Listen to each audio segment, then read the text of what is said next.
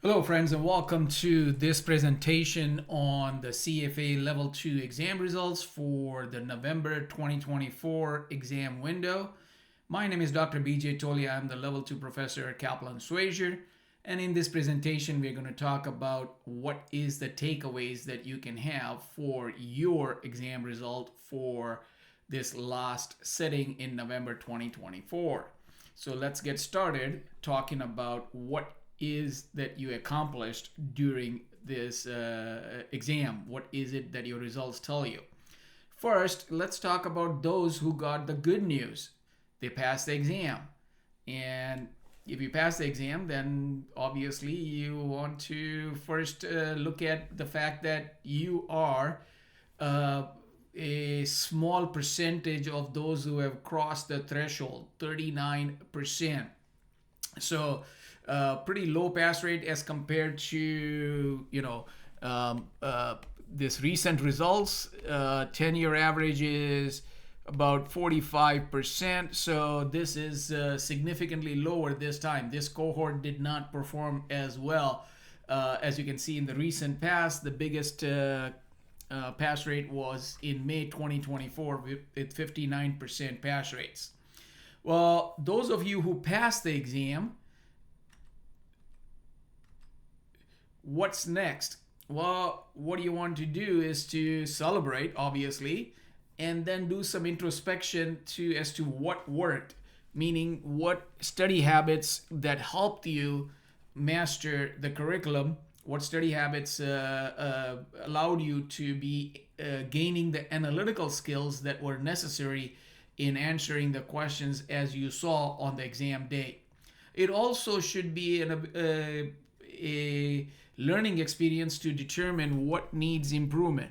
What are the things you can do better? And again, your exam results will tell you areas in which you did not do as well, assuming you didn't do well in some of the topic areas. So what needs improvement is another thing that you're going to take away. You want to start your level 3 preparations early.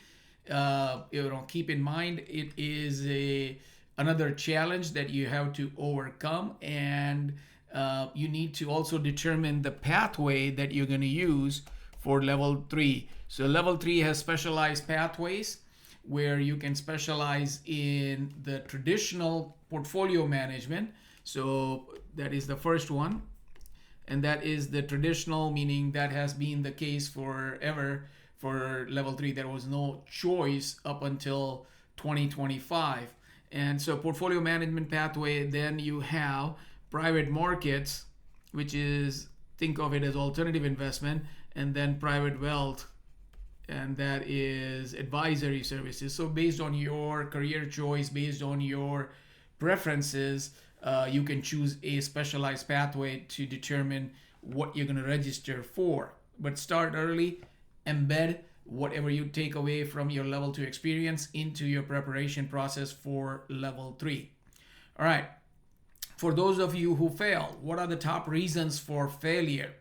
And I understand that it is extremely demotivating when you find your results to be a fail. It takes a special kind of person to journey on, to continue on after going through hours and hours of preparation and not succeeding. So what are the reasons for failure?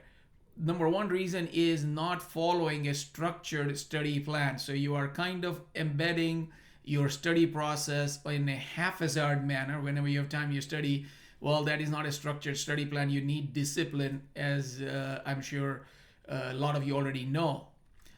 Another thing is you may be spending hours, but the hours spent are inefficient. So you didn't efficiently prepare, because there is so many things in the curriculum, 6 volumes of curriculum, that you can basically get lost in, literally.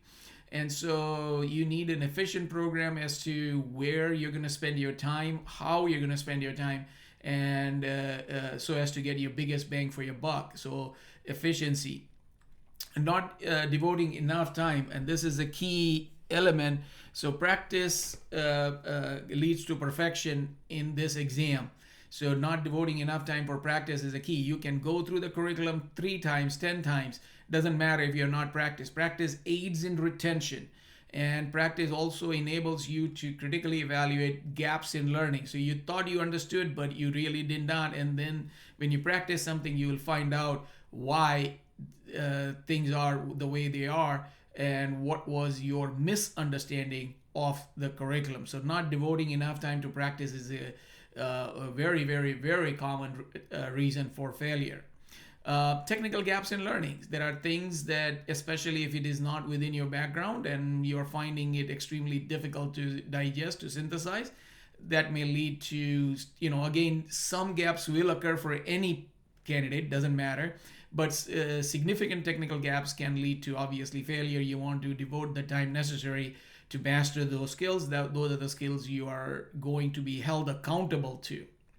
And then simply bad luck. You could have had a interrupted sleep the night before the exam. Variety of things could have happened, which could lead to interruption, disruption in your study, disruption in your mental acuity, which could just everything finally boils down to the exam day. And that is what makes this exam one of the most difficult exams ever, because of the fact that you are especially expected to master 10 different topic areas all on one single day. So you are doing a knowledge dump in about 4.5 hours of a 6-month study that you conducted. So it's a really intense, really difficult process, and you need to be on top of your game. All right, what the future holds for you. And again, if you didn't pass, then what would you do differently this time around? Your results email will give you a guide. So exam result as a guide as to areas in which you need significant improvement. And then use the Kaplan method, which is prepare, practice, perform, the 3 pillars of success. And so prepare is learn the material, practice is doing practice question from Kaplan QBank, from curriculum, from the CFA Institute learning ecosystem. And then perform is your last component, which is basically review plus mock exam. And we have designed our products to basically accomplish all those 3 pillars. So it allows you to identify the weaknesses prior to the exam day, and more importantly, use that information to address any remedial action, to take any remedial action so as to not find the same email again after the next exam window. So good luck and journey on. We stand behind our products, and if you are one of our customers, check with our customer service for pass protection to see if you're eligible. Good luck again.